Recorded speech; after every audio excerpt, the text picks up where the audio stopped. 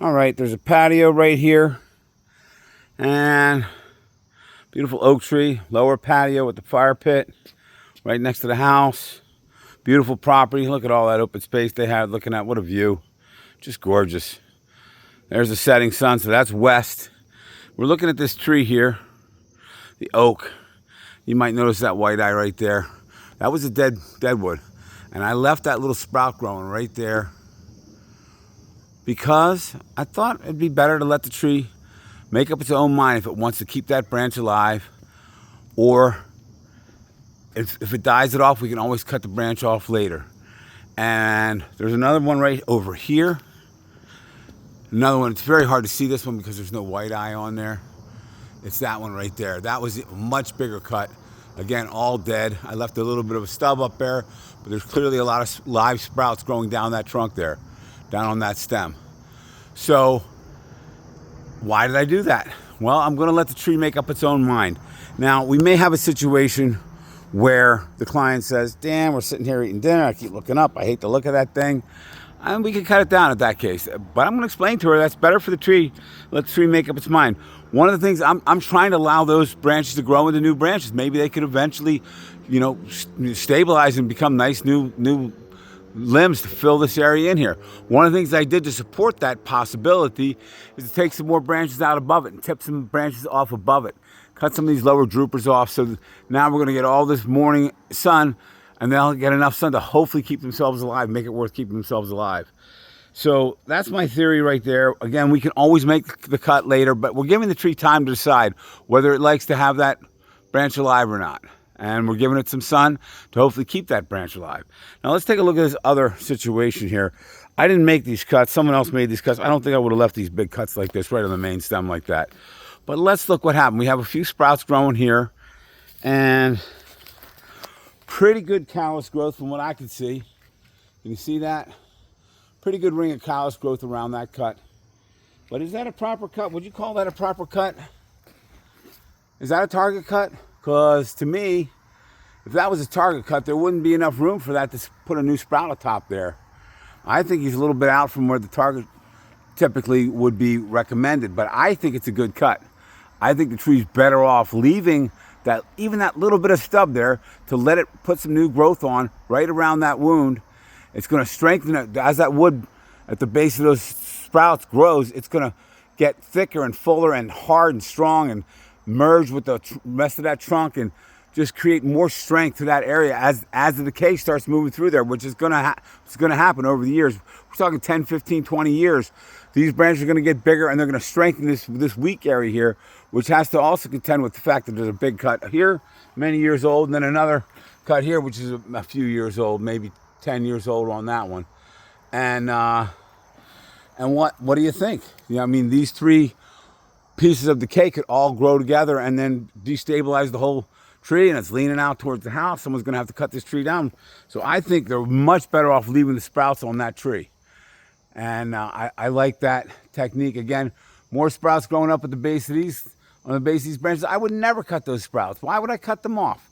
And the only reason you cut a sprout off like that is because you don't know what else to cut on the tree. I knew what to cut on the tree. Take the deadwood off, take some weight off the branch tips that are going out towards the house. There was a bunch of branches that were growing way out towards the peak of that roof there. Tip them back, and then I tipped some branches back over here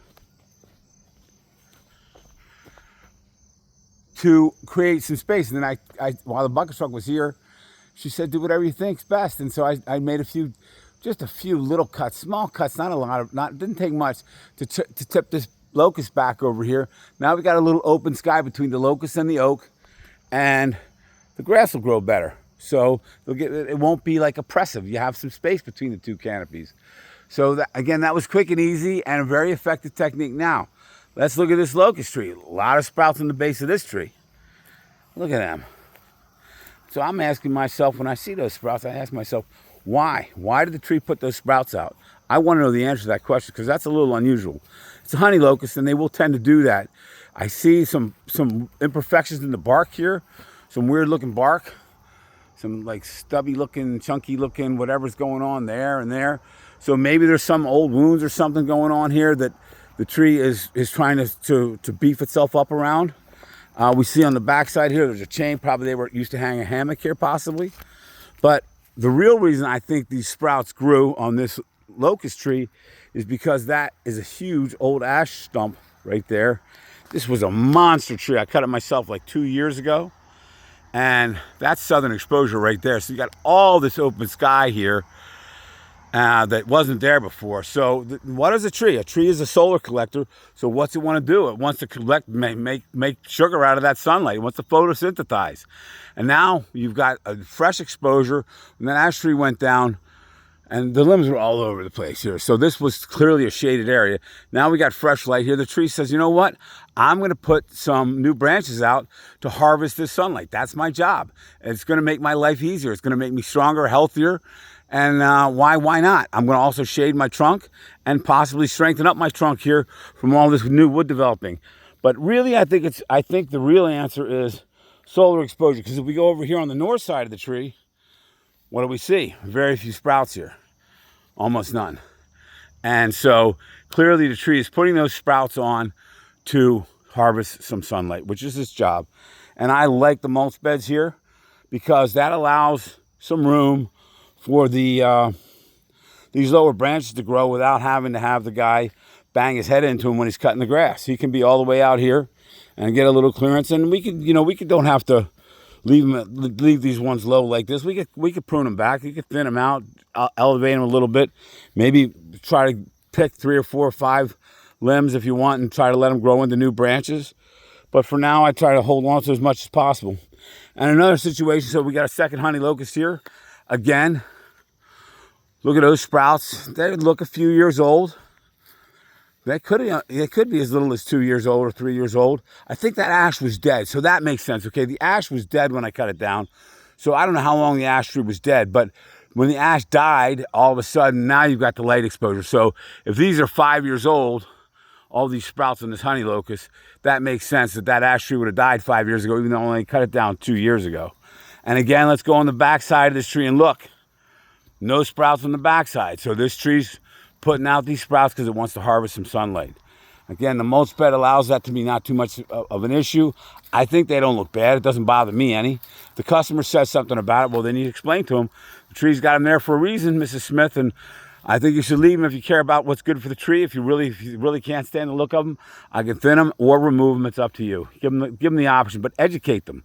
And hopefully you're getting educated here yourself. All right, what do you think, guys? Sprouts. It's a recurring theme here because it's what's coming up. And let's not disparage sprouts. Let's not call them suckers, right? Let's not call them suckers because that suckers is something that sounds like it's a bad thing. And why do they have such a bad rap? Well, if a tree gets over pruned, then a tree will put out a bunch of water sprouts and epicormic growth, adventitious sprouts, whatever you want to call them, or suckers. And so maybe that's part of it, or maybe it's just because over the years, you get the new guy and he says, boss, well, I don't know what to prune when I get up there. He said, well, I'll just cut all the suckers out. And, oh, okay, sure. And then it just kind of became ingrained into the mindset of the industry because people don't know what else to prune. But there's plenty else to prune. Reduction cuts. Now, if you can't get to the branch tips, buy yourself a bucket truck. But I got all these cuts made in minutes, and it's, whatever. That's $600 or $700 worth of work on that oak, and this is $300 here, so the bucket truck makes it work, makes it happen, makes it work. Let me know what you think, guys. I want to hear your opinions. Please speak up in the comments. Love to hear from you. Thanks so much for watching.